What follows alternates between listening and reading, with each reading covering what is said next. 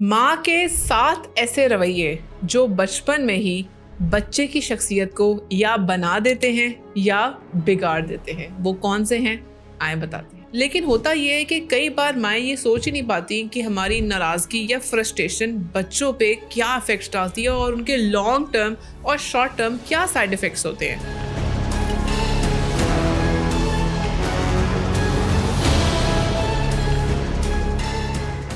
सबसे पहले बात करेंगे एक गुस्से वाली माँ, जिसका बच्चा एक डरा हुआ सहमा हुआ बच्चा होता है। जब माँ बात बात पे गुस्सा करती है तो बच्चा अंदर से डर जाता है। उसे ऐसा लगता है कि वो सेफ ही नहीं है। वो माँ को अवॉइड करता है और उसने जज्बात को छुपाता है। वो हर वक्त एंजाइटी में रहता है, सिर्फ इसलिए कि उसे हर वक्त डांटना पड़े। नंबर 2, एक फ्रस्ट्रेट हुई माँ का बच्चा एक कंफ्यूज्ड चाइल्ड होता है।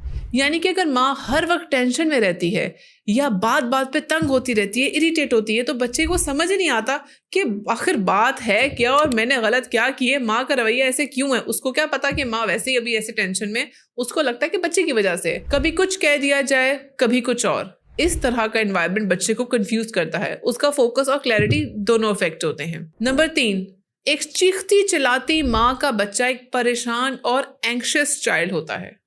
जब माँ चिल्लाती है तो बच्चा इमोशनली इनसिक्योर हो जाता है। उसे हर वक्त लगता है कि उसने कुछ गलत कह दिया तो आगे से उसके ऊपर चिल्लाया जाएगा।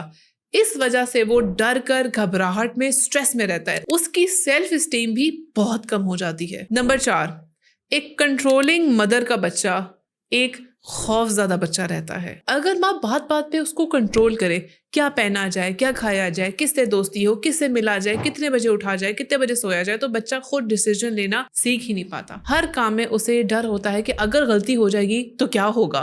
वो अपने ऊपर ट्रस्ट करना भूल जाता है। अपनी इंस्टिंक्ट्स को वो सुनना छोड़ देता है। नंबर 5, एक सख्त माँ का बच्चा एक बागी बच्चा बनता है। अगर माँ ओवरली स्ट्रिक्ट हो, हर वक्त रूल्स और रिस्ट्रिक्शंस के ऊपर रहे, तो बच्चा एक वक्त के बाद रिएक्ट करना शुरू कर देता है। वो सुनना बंद कर देता है, जिद करता है, चुपके से अपनी मनमानी करता है। स्ट्रिक्टनेस का असर डिसिप्लिन के बजाय रिबेलियन की सूरत में सामने आ जाता है। नंबर 6, एक नाखुश माँ का बच्चा इमोशनली अनस्टेबल होता है। जब माँ खुश नहीं होती, चाहे वो डिप्रेशन में हो या हर वक्त उदास रहती हो, तो बच्चा इमोशनली अनस्टेबल हो जाता है। उसे लगता है कि हर चीज बुरी है या खुशी एक टेम्पररी चीज है।